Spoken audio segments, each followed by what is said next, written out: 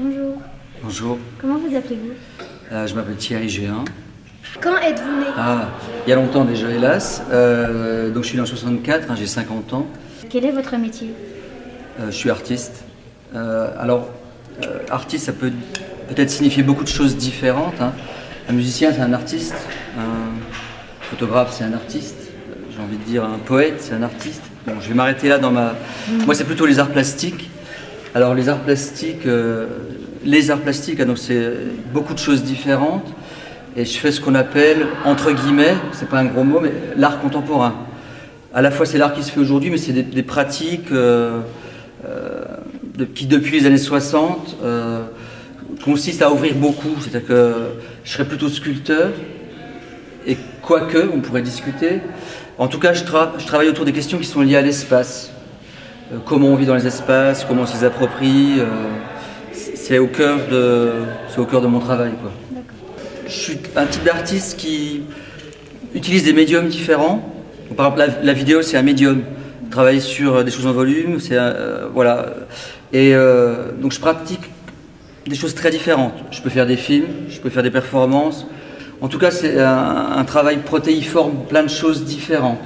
À un moment donné, pour une exposition, je vais travailler avec de la lumière. Une autre fois, je vais travailler avec du bois, avec du béton armé, avec de la peinture. Enfin, vous voyez, chaque projet fait que, en fonction de la nature du projet même, je sois amené à travailler avec des choses différentes. Ici, à Chenôve, ce sont des gravures sur verre, quoi, par exemple. L'art est-il votre passion? C'est pas ma passion, c'est ma vie, quoi. L'art, c'est ma vie. Je peux pas vivre sans. Je peux pas concevoir ma vie sans. C'est-à-dire que c'est plutôt ça. C'est au-delà de la passion. C'est une raison de vivre. Est-ce que vous avez une autre passion? Oui, sûrement. J'ai des passions. J'adore la littérature, par exemple. Enfin, je passe beaucoup de temps à lire. Et je crois que ça a une incidence directe aussi sur un certain nombre de projets que je peux produire. La musique est très importante pour moi, alors c'est presque au-delà de la passion, que c'était, entre guillemets, mon premier métier. Pas très longtemps, mais j'ai été concertiste à un moment donné de musique baroque et musique ancienne. Donc c'est très important. Et c'est vrai que, même si je le fais plus maintenant, mais pendant plusieurs années, j'ai aussi beaucoup collaboré avec des musiciens qu'on appelle musiciens contemporains. Donc j'ai beaucoup travaillé avec eux pendant une dizaine d'années. On a fait beaucoup de performances, enfin, du spectacle vivant aussi, quoi. Donc là, c'est des choses que j'ai déjà fait auparavant. J'ai fait aussi d'autres choses. Et par exemple, au tout début de mon travail de plasticien, je travaillais plutôt comme médium la vidéo. Je faisais des installations vidéo, mais je faisais aussi des films. J'ai fait des films pour Arte, pour la 7, c'était la 7, pour Canal+, des choses comme ça, quoi, des films format court. Je ne le fais plus maintenant. Mais il faut imaginer aussi que on a beau être artiste, on a des êtres humains et que on évolue dans notre vie et on a des périodes différentes de vie et à des moments de sa vie, on peut s'intéresser à certaines choses et ça peut évoluer. Et parfois plusieurs fois dans une vie. Ça ne veut pas dire qu'on change complètement d'avis, mais les centres d'intérêt, la manière dont on va aborder des sujets évoluent. On évolue, on change. Vous aussi, vous changez et vous changerez encore probablement beaucoup dans votre vie, quoi. À quel âge avez-vous commencé à vous intéresser à l'art? J'ai toujours bien aimé dessiner, on va dire. Il me reste quelques dessins de maternelle où a priori je me débrouillais pas trop mal en dessin, mais bon, ça veut pas dire grand-chose. Mais j'aimais dessiner, on va dire. Et après, je crois que j'avais la chance d'aller assez régulièrement voir des expositions. Je crois que ça a démarré un peu comme ça. Et puis, c'est vrai que je me rappelle par rapport à vous, c'est peut-être intéressant, mais en fin de troisième, je m'étais renseigné. J'étais allé voir la conseillère d'orientation, c'était une dame, pour comment faire les beaux-arts, comment faire l'école des beaux-arts. Et puis, bon, les réponses qu'on m'avait données m'avaient peut-être pas forcément tout à fait satisfait, et j'avais un peu laissé tomber. Et donc, finalement, j'étais plutôt axé sur la musique.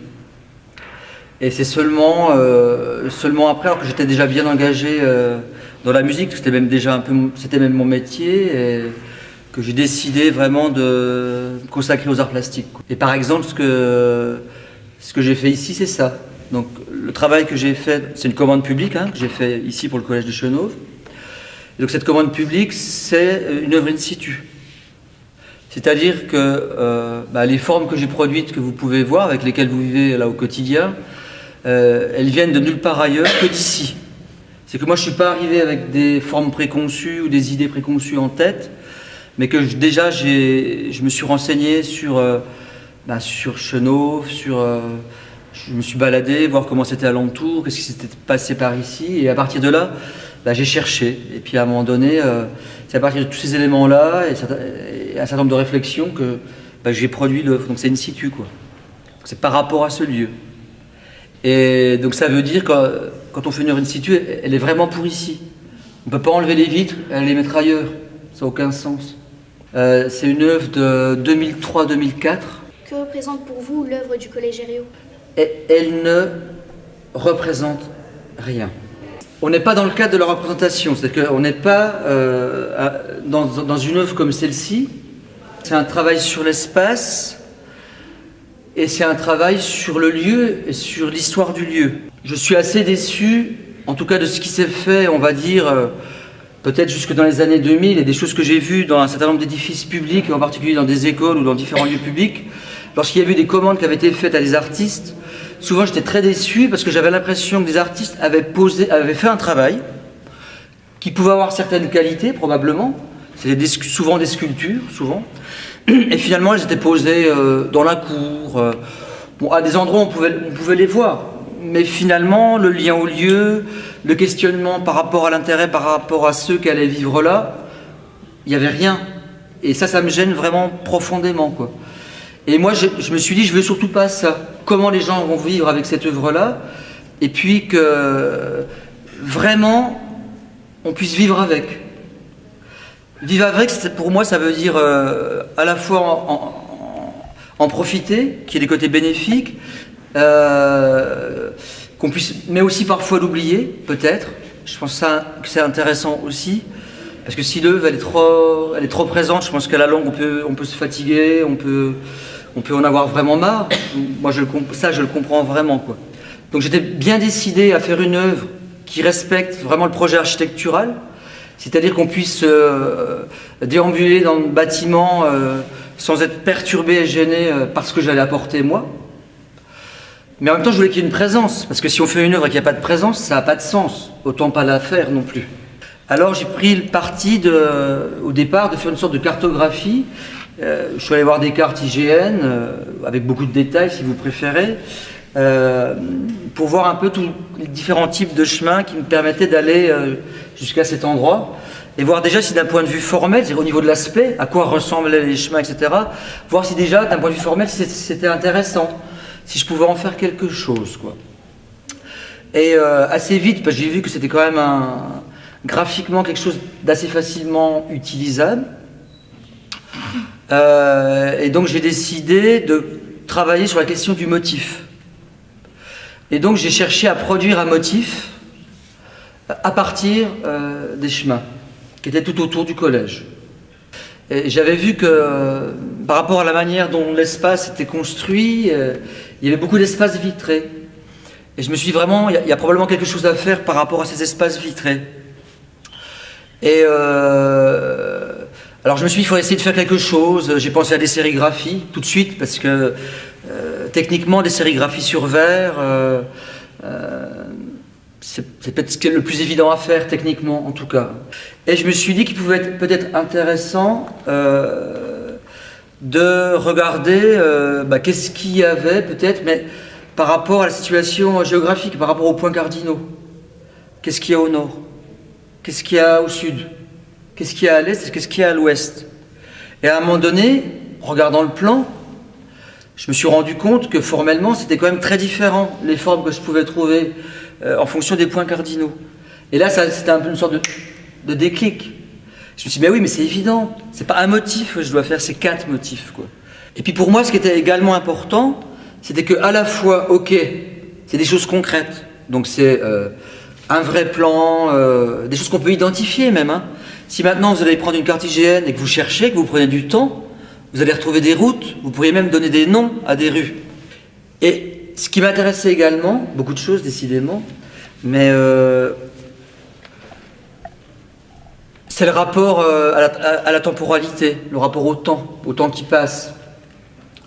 Vous avez dû vous rendre compte qu'en fonction des saisons, on ne voit pas les mêmes choses.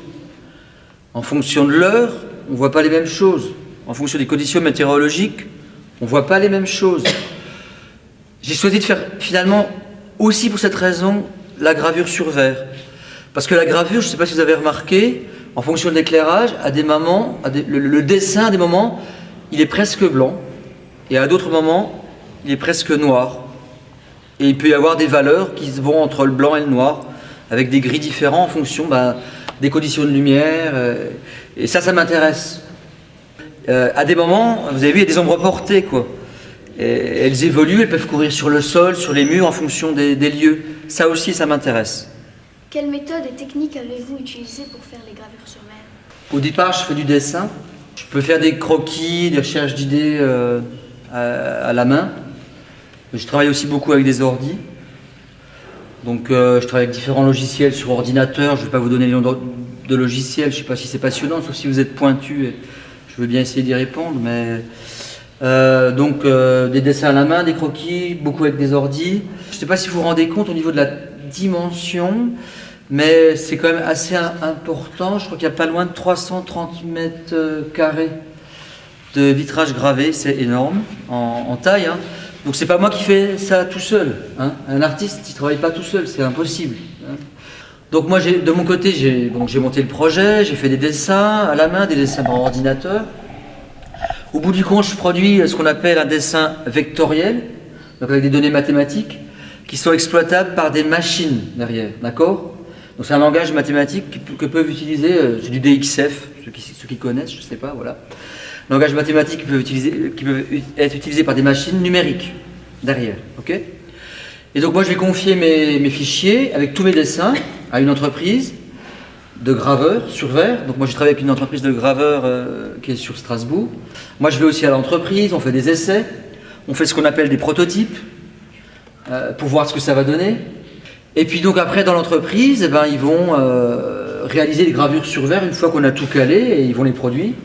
Ensuite, c'est transporté ici et c'est monté sur place, quoi. Quelqu'un vous a-t-il encouragé à faire ce métier? Être artiste? Oui, sûrement, mais on m'a pas dit c'est bien que tu fasses artiste. C'est pas dans ces termes-là, quoi. Je crois que la meilleure manière dont on m'a encouragé, c'est quand des gens ont apprécié mon travail et ils me l'ont prouvé, quoi. Avez-vous fait beaucoup d'œuvres? Oui, énormément. Ouais, je l'ai fait vraiment beaucoup. Beaucoup. Enfin, oui, je suis peut-être même pas capable de le dénombrer, hein. Pour moi, ce travail-là, il vous appartient. Parce que c'est vous qui vivez avec, c'est pas moi. Et j'aimerais bien que vous me disiez, je sais pas, comment vous l'avez découvert la première fois, qu'est-ce que vous avez pensé, par exemple. Moi, je savais pas trop à quoi ça ressemblait en fait au début. Moi aussi. Vous êtes demandé ce que c'était? Oui, Ouais. on savait pas trop qu'est-ce que c'était. Nous, j'ai eu sûrement de l'apprendre il y a pas très longtemps. Ouais. Alors, Mais 3 ans. Hein. et pour vous, c'était quoi cette chose? C'était quel statut? Vous êtes dit à un moment donné que ça pouvait être une œuvre d'art ou pas? Ou vous vous êtes dit c'est une déco ou je sais pas? Ouais, Je me suis dit que c'était une déco comme ça.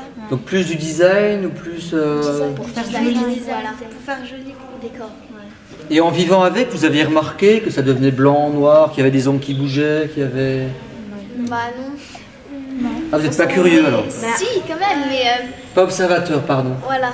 On s'en rendait compte que, par exemple, quand on n'était pas pressé ou pendant la récréation, quand on avait... Donc vous le voyez quand même de temps en temps? Enfin, Oui, oui, quand même. En fait, on a tellement l'habitude de le voir qu'à force, On vit avec aussi, Voilà. hein. Ouais, mais ça c'est normal. Merci à vous en tout cas. Merci. C'était sympa, quoi. Puis merci pour les questions spontanées. de rien.